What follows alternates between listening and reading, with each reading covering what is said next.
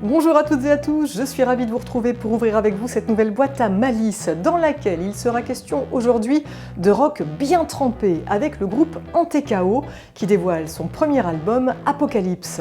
Mais avant qu'elle n'arrive, nous rendrons visite à Xavier, libraire à la pensée sauvage, qui nous invitera plutôt à la paresse et à chausser nos pantoufles, à moins que nous nous préférions retomber en enfance en poussant les portes du musée de la poupée, premier du nom à Diane Capel. Tout cela sans oublier nos coups de cœur et notre clip de la semaine. Mais tout de suite, place à la pluridisciplinarité avec le Carreau de Forbach, dont la programmation pour cette saison 2022-2023 est à tomber, comme toujours. Pour vous en convaincre, rejoignons Grégory Covin, son directeur. Bienvenue.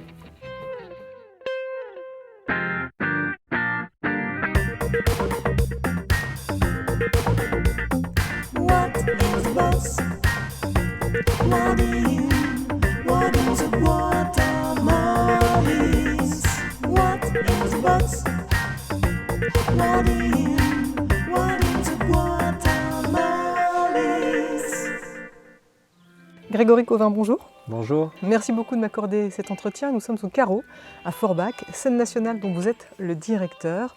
Une scène dont on va découvrir la programmation. Ça y est, elle est dévoilée. Elle est excellente, comme chaque année. Et il y a quand même un mot d'ordre qui ressort chez vous. C'est l'exigence pour tous. C'est comme cela, avant tout, que vous la fondez, vous la basez, votre programmation. Oui, ça me paraît important d'être sur cette exigence pour tous, comme je le dis dans le slogan, enfin comme nous le disons dans le slogan, c'est tout le monde aura sa place. Donc c'est à la fois sa place de spectacle, mais aussi sa place au sein d'une institution, au sein de la société. On peut comme ça trouver plein de réflexions à partir de ce slogan. Oui, c'est très important. Je crois que personne ne doit être exclu des lieux de culture. Et que le rôle que nous avons ici à porter, c'est de rassurer les gens, de dire que ça s'adresse à eux. Et ça, c'est vraiment très très important à mes yeux. Pour autant, comment est-ce que vous la bâtissez, cette programmation? Est-ce qu'il y a un fil conducteur ou pas, une thématique? Il n'y a pas de fil conducteur, ça c'est clair, et j'aime bien quand on en trouve un à ma place, parce que je trouve ça assez intéressant de faire une dramaturgie à ma place, puisque moi c'est un peu comme ça. Alors c'est une réflexion d'équipe aussi, mais c'est quelque chose qui se construit sans que j'en sois véritablement conscient. Ouais. Bien sûr, il y a des maîtres mots, il y a bien sûr la pluridisciplinarité, ça c'est important. Il y a la volonté d'être dans une grande diversité esthétique aussi.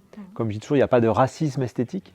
Et ça construit l'identité de la programmation. Et ensuite, après, bien, c'est les propositions qui sont comme ça imaginées par les artistes et qui me paraissent être en accord avec ce que j'ai envie de proposer. Alors voilà, après, il y a aussi des questions plus pratiques comme de calendrier, de coûts et tout ça. Ben, ça fait une espèce d'équilibre qui donne la saison. Oui. Avec une grande part, vous le disiez, donc qui est faite à la pluridisciplinarité, avec elle donc au théâtre et à la danse. Je trouve qu'elle est très très présente, avec un éclectisme aussi là qui est. Alors c'est marrant, important. Beaucoup de gens disent qu'il y a beaucoup de danse. Ouais. En fait, si vous comptez les propositions, c'est assez équilibré, théâtre, danse. C'est qu'il n'y en a peut-être pas ailleurs en fait. J'en sais rien. En tout cas, bon, moi je viens d'abord des arts de la danse, encore avant des arts de la musique, mais j'ai travaillé beaucoup dans les institutions chorégraphiques, notamment la dernière dans laquelle j'ai été.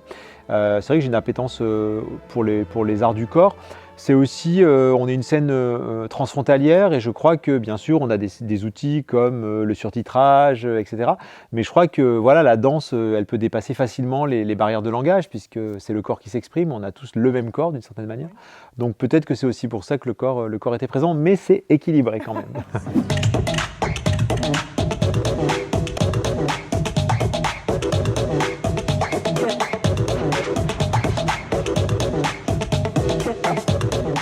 La littérature nouvelle est en marche.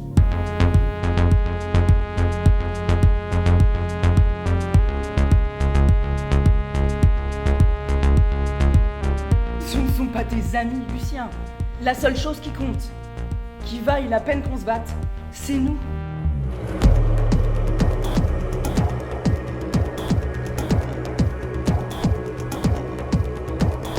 En tout cas, parmi les noms qui s'échappent de la programmation dans les danseurs, il y a Olivier Dubois, oui. dont j'ai pu dire qu'il était un des 25e meilleurs danseurs du monde. danseur, voilà, meilleur du monde. Ouais. Ça fait partie des coups de cœur que vous avez dans cette programmation? Oui, Olivier Dubois, c'est quand même un grand nom de la danse contemporaine. Alors il est français, mais ça va au-delà de la France. Et c'est vrai que tout a commencé avec la reprise de ce spectacle Coup de poing qu'il avait créé à Avignon il y a maintenant 10 ans. Tragédie, qui est un spectacle vraiment fabuleux, assez surprenant mais fabuleux quand on choisit d'y assister. Et c'est vrai que comme ça, connaissant le travail d'Olivier, il y a eu cette envie aussi d'accueillir son solo. Parce que je trouve ça toujours intéressant de donner la possibilité à des spectatrices et spectateurs de rencontrer un grand créateur dans une forme intime et très proche, quoi. Et donc c'est vrai qu'Olivier Dubois ne danse quasiment plus, mais il a ce spectacle de solo où il traverse sa carrière de danseur. Et je trouvais que voilà, ça avait vraiment du sens. Mais bon, parmi les chorégraphes, vous avez aussi Rachid ou Ramdan, comme ça de mémoire. Hein. Ouais. On a pas mal de grands noms. Bah, c'est ça aussi l'idée, on est à Forbach, donc on est en province. On est à la frontière française et c'est vrai que c'est important de faire venir des grands créateurs sur ce territoire hein, en bénéficiant de magnifiques outils qui est en train d'être aujourd'hui finalisé. Voilà, c'est une mission d'une scène nationale. Je vous interromps peut-être. Vous étiez en train de faire quelque chose? Non, on vient d'arriver. Je me demande un peu où on est. Ah, moi aussi je me le demande. C'est quelque chose que je me demande souvent. Ça me plaît de savoir où je suis, ça m'intéresse. Moi aussi ça me plaît beaucoup. Et donc, nous, on est là. On est là. Les hortensias laissent passer la lumière.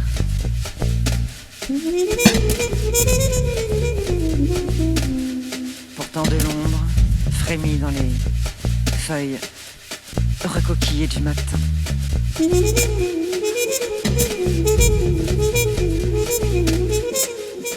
On est plus sur la brochure d'ailleurs. On repère des grands noms qui vont parler au grand public. Je pense à Alex Lutz, par exemple, à Ute Lemper, également une création autour de leurs enfants après eux, d'après le prix Goncourt, Nicolas Mathieu. Peut-être, hormis peut-être ces temps-là, est-ce qu'il y aurait 3 spectacles que vous auriez envie de mettre en avant? Alors, j'en donnerai déjà 2 qui me paraissent évidents pour des raisons très différentes. On va accueillir la première d'une compagnie du Grand Est qui s'appelle la compagnie Lilio, portée par une chorégraphe qui s'appelle Camille Mutel. Ça va s'appeler Pourtant chacun tue ce qu'il aime. Ça me fait plaisir d'accueillir la première, parce que c'est toujours un événement d'avoir la première représentation d'un spectacle, d'accompagner comme ça une artiste que j'apprécie beaucoup dans cette création. Donc voilà, j'ai envie de mettre en valeur peut-être ce premier spectacle. Et puis un autre dispositif aussi, c'est pas vraiment un spectacle, mais je suis assez content de le mettre en œuvre et j'espère que la population répondra présente, c'est qu'on va organiser un thé dansant à Homboureau. Dans la grande salle de Homboureau, voilà, avec les musiciens de l'Orchestre national de Metz. Et pour moi, c'est important parce que là, on est toujours dans ce fameux projet d'être ouvert à tout le monde, d'être dans une exigence pour tous et pour toutes. On sait que les thés dansants, particulièrement sur ce territoire, sont des pratiques très présentes. Et j'ai eu envie, moi, de dire aux gens, super, vous avez envie de danser, vous aimez les danses de couple, etc. Eh bien moi je vous propose une super après-midi avec orchestre, comme ça vous avez de la musique live, c'est pas un CD, c'est un orchestre en plus qui est reconnu, c'est un orchestre national quand même. Hein. Et voilà, j'espère que les gens oseront l'aventure, même ceux qui n'ont jamais dansé. Je suis assez heureux de cette deuxième proposition. Alors quant à la troisième, je suis en train de réfléchir très rapidement. C'est un spectacle repéré, mais quand même, faire venir Ute Lemper 20 ans après sa venue au Carreau, c'est une artiste majeure de la scène allemande. Jusqu'à présent, c'est sa seule date française. D'accord. Et donc, je suis très heureux de proposer aux spectateurs et spectatrices ce spectacle. Some illusions slightly used, second hand. C'est vrai qu'on est des privilégiés. Ute Lemper fait le lien avec justement l'Allemagne qui se trouve à 2 pas, avec laquelle vous collaborez en permanence. Oui, c'est très important pour vous. C'est ce qui fait aussi la particularité du Carreau. C'est ce qui fait la particularité du Carreau, c'est ce qui fait qu'on a 2 festivals. Le festival Loustic qui est à destination des spectateurs jeunes publics. Puis on a le festival Primeur sur les écritures francophones à destination du public allemand, puisque ce sont des textes francophones traduits en allemand et on prime à la fois l'auteur et le traducteur. Et c'est l'occasion de rappeler que vous êtes un des premiers théâtres à avoir proposé du surtitrage. Oui. Effectivement. Ça, c'est quand même quelque chose. Il ne faut pas avoir peur aussi de venir. Mais effectivement. Oui. Il faut être curieux et puis ne pas avoir peur de la barrière de la langue aussi. Non, c'est chouette. Tous nos supports de communication sont en français et en allemand, les brochures, programmes, etc. On a des petits supports vidéo, etc. On essaie toujours effectivement de surtitrer ou d'avoir cette pensée pour le public germanophone. Que diriez-vous pour conclure aux téléspectateurs, pour les convaincre de venir assister aux différents spectacles que vous proposez? J'ai envie de dire, venez, tentez l'expérience. C'est une chance magnifique d'avoir cette scène nationale, de faire venir des artistes qui viennent de la France entière, de l'Europe entière, du monde entier. Ça va, ah tiens, j'ai oublié de parler d'un spectacle, un spectacle totalement virtuel qui s'appelle TM, ça me revient, qu'on peut regarder devant son ordinateur. Voilà, il y a des expériences très très différentes qui vont du thé dansant à la danse contemporaine exigeante, du théâtre. Au déjeuner musical également. Il y a des déjeuners musicaux effectivement entre midi et 2, complètement gratuits, vous pouvez venir gratuitement. Il y a vraiment de tout. C'est très important de se dire oui, c'est pas réservé à un autre, je peux y aller, c'est pour moi, il y a forcément quelque chose qui me parle, je veux dire entre Alex Lutz ou Lemper ou des gens qui aiment le nouveau cirque.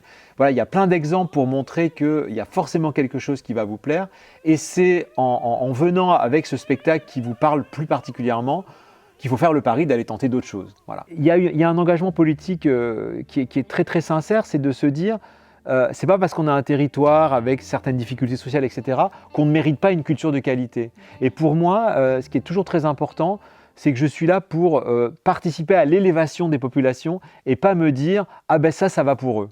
Et ça, c'est une tendance qui est très très très dangereuse, qu'on vit aujourd'hui à plein d'endroits.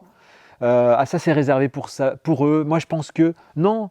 Moi, j'essaye au contraire de dire je cherche le meilleur pour vous, parce que c'est un territoire que je respecte énormément, que j'aime énormément, et je veux le meilleur pour ce territoire. Voilà. Eh bien, on se dépêche, on réserve. On réserve, on vient, on tente. Voilà. On vient. Merci beaucoup de nous avoir présenté cette programmation. Et merci de m'avoir invité. Et puis on va revenir très souvent chez vous. Merci. Eh bien, avec plaisir. Dans notre boîte à idées, cette semaine, on retrouve une invitation à participer à la 3e édition du Petit Festival de Lori à Lori-les-Messes. Un festival qu'on aime parce qu'il s'agit d'un festival de cinéma dédié à l'art et aux artistes, avec cette année un regard porté sur le cirque. Le cirque qui, sous ses allures fantaisistes, permet d'explorer bien des registres, du drame à la comédie, en passant par le documentaire. Ainsi, des clowns de Federico Fellini aux Freaks de Todd Browning, en passant par Bronco Billy de Clint Eastwood ou encore le plus grand chapiteau du monde de Cécile B2000, eh bien ce sont 10 films qui seront projetés 3 jours durant dans une ambiance des plus conviviales. Vous pourrez à ce titre vous restaurer sur place tout au long de la journée. Alors rendez-vous du 7 au 9 octobre, espace Philippe de Vignol à Lori-les-Messes.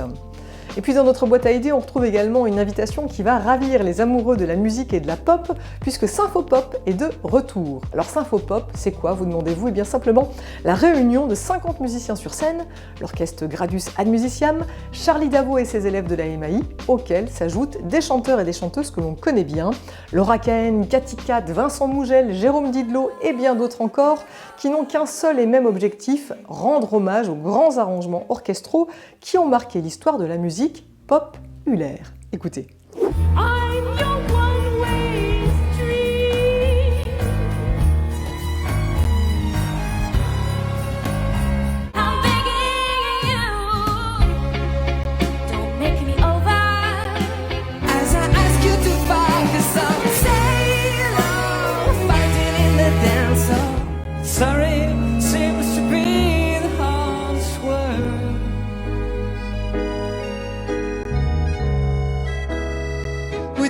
About the noise and how it's hard to hear your own voice. Envie de vivre cette expérience Symfopop? Eh bien rendez-vous au grand gala de l'Énime qui fête ses 60 ans, un gala qui aura lieu samedi 8 octobre aux arènes de Metz. À noter que l'on pourra compter sur la participation exceptionnelle des Innocents. Poursuivons en musique avec un groupe qui envoie du bois. Antekao, un groupe composé de 5 musiciens qui depuis 2020 propose un répertoire hard rock mélodique avec cette particularité de nous livrer des textes essentiellement en français car leur envie est bel et bien d'être entendue et compris de toutes et tous. Leur premier album Apocalypse est aujourd'hui dans les bacs. Ils m'ont donné rendez-vous dans leur QG, le Seed Bar à Algrange, pour me le présenter.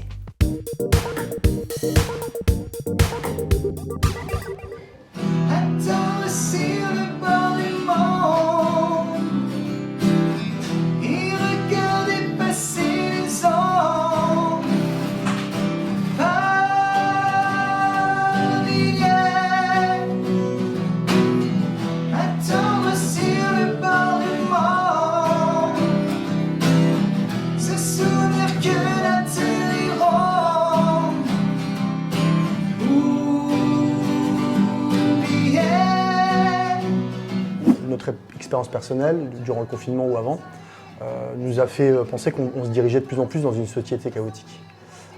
Où tout part en vrille en fait. On était juste sur le constat du confinement, voire avant un petit peu que les politiques nous mentaient. Donc on a cherché un nom qui correspondait à notre musique et à notre état d'esprit. Et l'anti-chaos en fait nous a tilté puisqu'on voulait proposer une musique et des textes qui s'opposaient au chaos.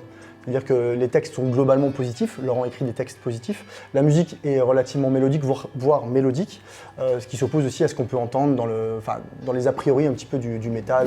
Quand il compte le nombre des années, et se dit qu'elle n'a rien vu passer, quand sa mère est partie en ce mois de janvier, quand elle pense qu'elle ne peut plus la revoir, et qu'elle n'a jamais pu dire au revoir, en perdant son sourire pour un triste regard. On est plus orienté sur du hard rock.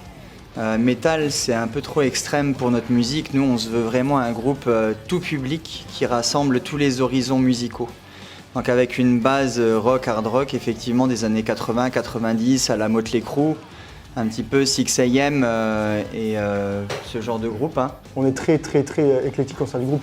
Christophe, par exemple, notre doyen, est plutôt orienté, à l'origine, il aime plein de choses, mais plutôt punk. Et la manière de composer du groupe, c'est vraiment aussi de s'inspirer d'autres genres musicaux avec une base rock, hard rock, mais vers d'autres horizons beaucoup plus soft aussi. Et c'est pour ça que le groupe se revendique vraiment comme tout public.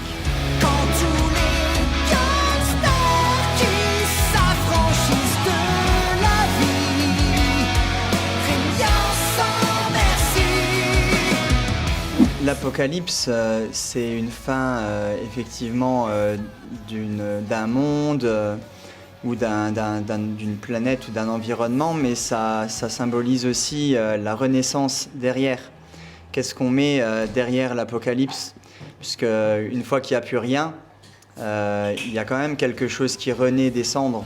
Effectivement, on dépeint aussi quand même un certain nombre de travers de la société qu'on ne juge pas dans les paroles de nos chansons, mais on cherche aussi à comprendre comment on peut faire autrement et comment on peut renaître d'une société en déclin et décadente comme on vit à l'heure actuelle. À force de tomber, à force de ne plus rien voir, elle noie son chagrin dans le noir. Ne plus respirer, à force de ne plus y croire, elle n'entrevoit aucun espoir. Attendre sur le bord du monde, se souvenir que la terre est ronde.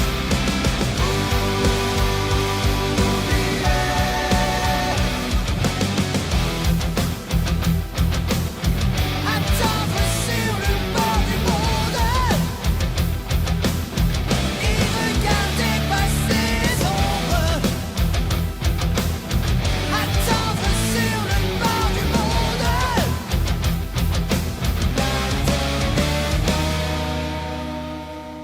Le groupe Antekao qui sera en concert samedi 8 octobre au Bar du Feu à Jarny et samedi 15 octobre en showcase chez Cultura à Moulins-les-Metz.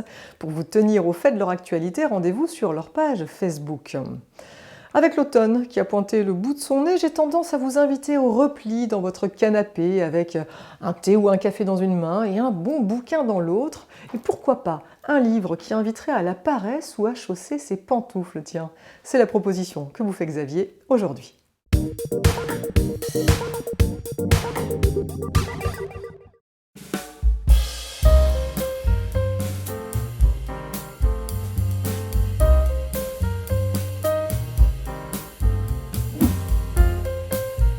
Alors aujourd'hui, je vous présente deux livres de poche qui sont sortis il y a quelques mois. C'est d'abord Paresse pour tous d'Adrien Klent et ensuite Les pantoufles de Luc Michel Foissy. Alors, c'est des livres qui ont en commun de montrer que la littérature peut changer les choses. Et en même temps, ça montre aussi qu'en lisant de la littérature, donc des romans, de la fiction, on peut lire l'économie, de la politique, mais aussi des livres de développement personnel pour apprendre sur soi. Voilà. Alors le premier, avec Adrien Klent, l'écriture de ce roman, avec le personnage principal, commence au moment du confinement. On est dans les Calanques, à Sormiou, à côté de Marseille, Et c'est l'histoire d'un personnage, Émilien, qui est prix Nobel d'économie, qui enseigne à Princeton, etc. Et son domaine de prédilection, c'est la réduction du temps de travail. Son éditeur lui a commandé une espèce de compilation de sa pensée. Mais lui, plutôt que d'écrire ça, en fait, il va essayer d'appliquer toutes ces idées économiques à la vie sociale française, enfin à l'économie française. Et il va publier un livre qui projette toutes ces idées, les applications de ces idées à la société française. En gros, la réduction du temps de travail, dans sa thèse, 3 heures de travail par jour, 15 heures par semaine, et on règle tous les problèmes économiques, sociaux, écologiques. Voilà. Ce livre est publié, c'est un succès phénoménal en France, c'est publié dans toutes les langues, etc. Si bien qu'en fait, Émilien, notre héros, va être amené à se présenter aux élections présidentielles. Et donc ce qui est enthousiasmant avec ce livre, c'est qu'on suit cette campagne présidentielle qui est faite complètement différemment. Hein. Il embauche un poète, un jardinier, enfin des gens qui viennent pas du tout de la politique. Ils font campagne à vélo, ils font des meetings dans des hamacs, voilà, et ils respectent d'entrée de jeu leurs propositions puisqu'ils travaillent que 3 heures par semaine. Voilà. Donc c'est une lecture qui fait du bien, elle se termine le 24 avril 2022. Voilà, alors c'est une fiction, malheureusement. Les choses auraient pu être autrement. Enfin, en tout cas, vous le saurez en lisant Paresse pour tous d'Adrien Klent. Voilà. L'autre livre, alors, qui est beaucoup plus fin, nous parle d'un type qui est cadre commercial. Il doit faire une bricole en dehors de chez lui, donc il sort 2 secondes et en fait, la porte de son appart va se claquer derrière lui. Il se retrouve dehors, en dehors de chez lui, costume, cravate, sauf qu'au pied, il a des pantoufles, ces fameuses charentaises. Et comme il n'a pas le temps d'appeler ni un serrurier, ni d'aller acheter de nouvelles chaussures, il file directement à sa réunion commerciale. Et là, en fait, le fait d'être en charentaise va complètement transformer sa vie. Il va avoir une façon de glisser dans la vie et surtout d'être perçu par les autres qui va l'amener à se remettre en question et adhérer à complètement d'autres idées. Donc c'est un bonbon sucré, ça fait beaucoup de bien, on rigole beaucoup. Et moi, je vous le conseille, parce qu'en fait, c'est vrai que la vie en pantoufle, c'est pas mal. Faites-lui confiance et courez vous procurer ces 2 ouvrages à la librairie La Pensée Sauvage à Metz ou dans toutes les bonnes librairies indépendantes. D'ailleurs, ça me donne l'occasion de vous annoncer que la librairie Le Roseau Pensant à Château-Salins fête ses 1 an. Joyeux anniversaire! Aussi, tout au long du mois d'octobre, eh bien Marjorie vous invite à fêter cela avec des dédicaces, des lectures, des animations. Vous pourrez ainsi rencontrer Alain Bougrain-Dubourg le 22 octobre ou encore participer au bal d'Halloween façon Poudlard le 29 octobre. L'ensemble des animations est à retrouver sur la page Facebook de la librairie. Et poursuivons à présent avec un reportage qui va, j'en suis sûre, ravir les nostalgiques de l'enfance et surtout celles et ceux qui aimaient jouer à la poupée. La mairie de Diane-Capelle, un petit village situé non loin du parc de Sainte-Croix, a en effet ouvert un musée qui leur est entièrement dédié. Près de 700 poupées datant de 1925 à nos jours y sont exposées. Ghislain Schumacher est allé y jeter un œil.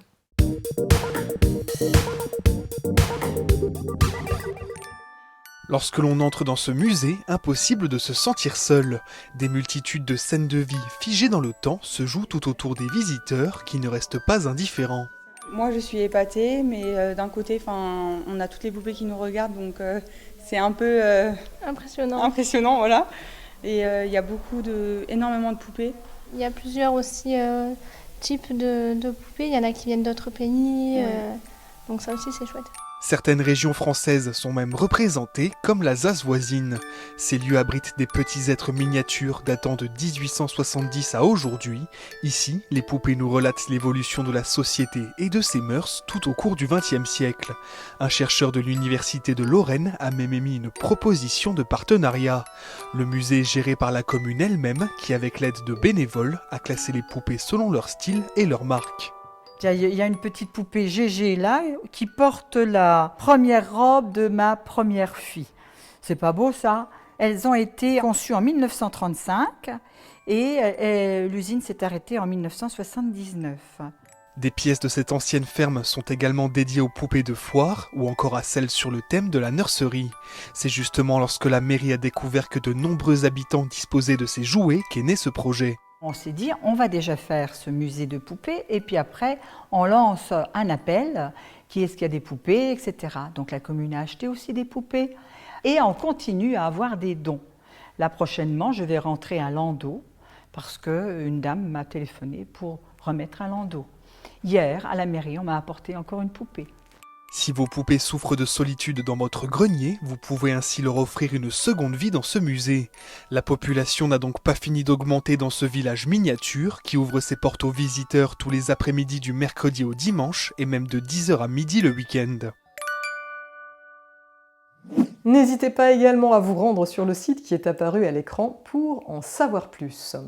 L'heure est maintenant venue de refermer la boîte à malice en musique comme toujours avec aujourd'hui le groupe messin Sésame qui nous ouvre les portes de son univers dont on ne sait pas s'il est jazz fusion ou rock prog et c'est tant mieux parce qu'au final tout ce qui compte c'est que ce quintet nous embarque.